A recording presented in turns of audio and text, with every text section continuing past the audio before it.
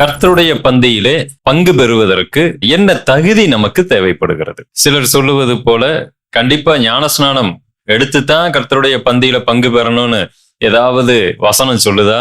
ஏன் ஞானஸ்நானம் எடுத்தாதான் பந்தியில பங்கு பெறணும்னு சொல்றீங்க?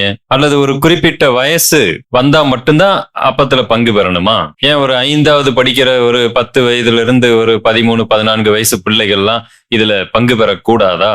இப்படி எல்லாம் நமக்கு குழப்பம் இருக்கிறது. யாரெல்லாம் கர்த்தருடைய பந்தியிலே பங்கு பெற வேண்டும்? இதற்கு வேத வசனம் ஏதாவது சொல்லுகிறதா? 1 கொரிந்தியர் 11ஆம் அதிகாரம். அப்போஸ்தலனாகிய பவுல் திருவிருந்திலே பங்கு பெறுவதற்கான ஒரு தகுதியை இந்த 1 கொரிந்தியர் 11 வைக்கிறார். 23வது வசனத்துல, நான் உங்களுக்கு ஒப்புவித்ததை கர்த்தரிடத்தில் பெற்றுக்கொண்டேன்.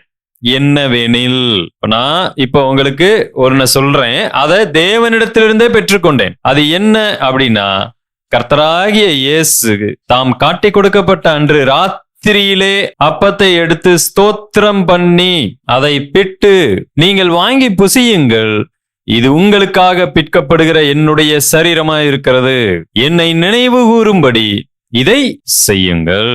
போஜனம் பண்ணின பின்பு அவர் அந்தப்படியே பாத்திரத்தையும் எடுத்து, இந்த பாத்திரம் என் இரத்தத்தினால் ஆகிய புதிய உடன்படிக்கையாய் இருக்கிறது, நீங்கள் இதை பானம் பண்ணும் போதெல்லாம் என்னை நினைவு கூறும்படி இதை செய்யுங்கள் என்றார். சரியா? ஆகையால் நீங்கள் இந்த அப்பத்தை புசித்து இந்த பாத்திரத்தில் பானம் பண்ணும் போதெல்லாம் கர்த்தர் வருமளவும் அவருடைய மரணத்தை தெரிவிக்கிறீர்கள்.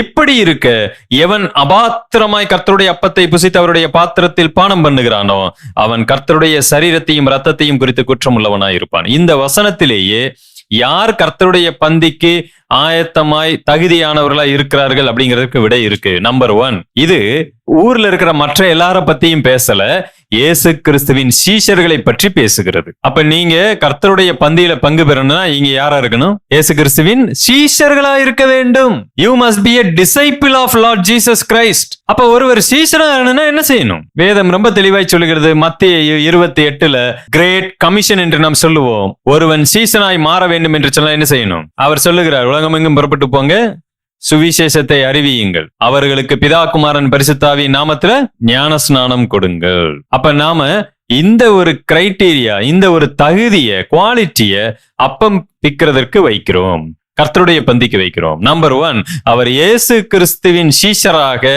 அல்லது விசுவாசியாக மாற அவர் நம்பிக்கை கொண்டிருக்க வேண்டும், இயேசு கிறிஸ்துவை ஏற்றுக்கொள்ள வேண்டும், அவர் நம்பி இருக்க வேண்டும். நம்பர் 2, இயேசு கிறிஸ்து நமக்கு கட்டளையிட்ட ஞானஸ்நானத்தில் அவர் என்ன செய்ய வேண்டியிருக்கிறது? கீழ்ப்படிய வேண்டியிருக்கு. ஞானஸ்நானத்துல கீழ்ப்படியாட்டி, இயேசு கிறிஸ்து சொன்ன முதல் கட்டளைக்கே நமக்கு கீழ்ப்படிய விருப்பம் இல்லை என்று சொன்னால், நிச்சயமா, அதாவது வாய்ப்பிருந்தும், ஞானஸ்நானம் எடுக்க வாய்ப்பிருந்தும் நாம் எடுக்காவிட்டால், அப்ப அவருடைய மற்ற கட்டளைகளுக்கு நாம கீழ்ப்படியாதவர்கள் என்று இதன் மூலமாய் தெரிய வருகிறது. அவருடைய முதல் கட்டளையே அதற்கே நம்மளால கீழ்ப்படியில முடியலன்னா வேற எதற்குமே நம்ம என்ன செய்ய மாட்டோம்.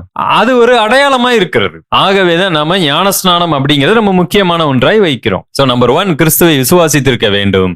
நம்பர் 2, ஞானஸ்நானம் கொடுத்திருக்க வேண்டும். இந்த ஞானஸ்நானம் அப்படிங்கிறது நமக்கு நாமே எடுத்துக்கொள்ள முடியும். வேதத்தில் அப்படி சொல்லல. அது ஒரு சடங்கு மாதிரி. ஞானஸ்நானம் என்பது, ஐயோ அதுல எடுத்தாதாங்க என் பாவம் மன்னிக்கப்படும் யாராவது நம்பினா அது தப்பு. நான் இயேசு கிறிஸ்துவை ஏற்றுக்கொள்ளும் போது, பாவத்தை அறிக்கை செய்யும் பொழுது என் பாவம் என்ன செய்யப்படுகிறது? மன்னிக்கப்படுகிறது. அப்புறம் ஏன் ஞானஸ்நானம்? ஞானஸ்நானம் தண்ணியில முங்கும் போதுதான் என் பாவம் மன்னிக்கப்படுதுன்னா நானே போய் தண்ணியில முங்கிக்கலாம். பிதா குமாரன் பரிசுத்தாவி நாமத்திலே முங்கிக்கிறேன், யாருமே இல்லைங்க, நானே முங்கிக்கிட்டேங்க.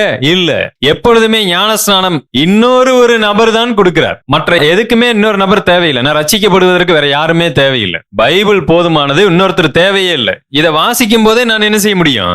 ரட்சிக்கப்பட முடியும். நான் பாவத்தை அறிக்கை செய்வதற்கு எனக்கு யாராவது தேவையா? தேவையில்லை, யாரும் தேவையில்லை. நான் கர்த்தரிடத்துல பாவத்தை அறிக்கை செய்ய முடியும். ஆனா ஞானஸ்நானம் எடுக்கும்போது மட்டும் எனக்கு அந்த இன்னொரு நபர் தான் அத்தாரிட்டி, அதிகாரம் உடையவர். நான் உண்மையிலே கர்த்தரை சரியா ஏற்றுக்கொண்டிருக்கிறேனா, நான் உண்மையிலே அறிக்கை செய்கிறேனா அப்படின்னு சொல்லி எனக்கு ஒரு அங்கீகாரத்தை கொடுக்கிறார். சபை அங்கீகரிக்கிறது. சபையார் எல்லாரும் பாக்குறாங்க, ஒருவர் ஞானஸ்நானம் கொடுக்கும்போது அங்கீகரிக்கப்படுகிறோம். அன்றைக்கு இருந்தவங்க எல்லாம் ஏற்றுக்கொள்ளுகிறாங்க. நிறைய பேர் ஏமாத்தலாம், நானும் இயேசு கிறிஸ்துவை ஏற்றுக்கொண்டேங்க அப்படின்னு சொல்லி கூட சேர்ந்து என்ன பண்ணலாம்? யாரு வேண்டுமானாலும் ஏமாற்றலாம். சோ ஞானஸ்நானம் என்பது ஒரு அங்கீகாரமாக இருக்கிறது. ஆகவேதான் இன்னொரு நபர் அங்கு வருகிறார். இயேசு கிறிஸ்து கூட இன்னொரு நபரால் அங்கு ஞானஸ்நானம் தடப்படுகிறார். இப்பொழுது இடம் கொடு, எல்லா நீதியையும் நாம் நிறைவேற்றுவோம், இயேசு கிறிஸ்துவை தேவ ஊழியராக, மெல்கிசேதேக்கின்படியான ஆசாரியராக இன்னொரு ஆசாரியர் அங்கு என்ன செய்கிறார்? அங்கீகரிக்கிற ஒரு நிகழ்வு தான் அது. சோ நம்பர் 1, கிறிஸ்துவை ஏற்றுக்கொண்டிருக்கணும். நம்பர் 2, அவர் ஞானஸ்நானம் பெற்றிருக்க வேண்டும். நம்பர் 3, தன்னைத்தானே நிதானித்தறிந்து தான் கர்த்தருடைய பந்தியிலே பங்கு பெறுவதற்கு தகுதியுள்ளவனாய் இருக்கிறனா என்பதை அவர் ஆராய்ந்திருக்க வேண்டும். இதுதான் இந்த கொரிந்து புத்தகத்துல நாம் பார்க்கிற ஒன்று.